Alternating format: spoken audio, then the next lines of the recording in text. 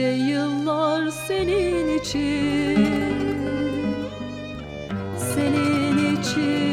yaşadım ben. Korkakça aldılar seni, aydınlığa koşarken yollara sürdüler beni. Yüreğim acıyor ama yollarında doğdum şimdi.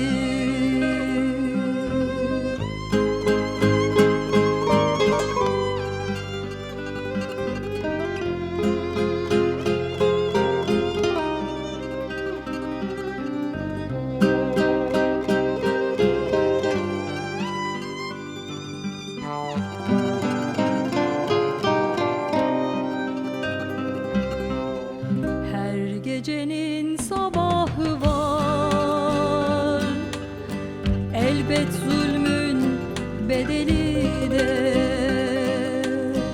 Her Mayıs'ta bahar coşar, sonsuz bir yaz özlemine. Analar hiç ağlamazlar, bin öfke var gözlerinde. Güneşi doğuracaklar.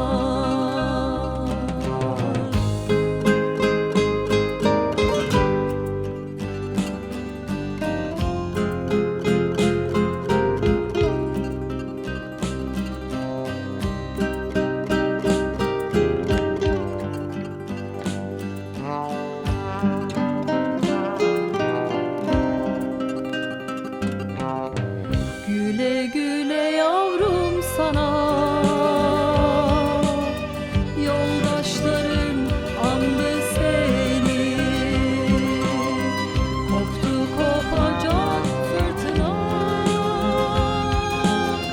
şafakta karşıla bizi. Dağlarında yalnız çiçek, sokaklarında şen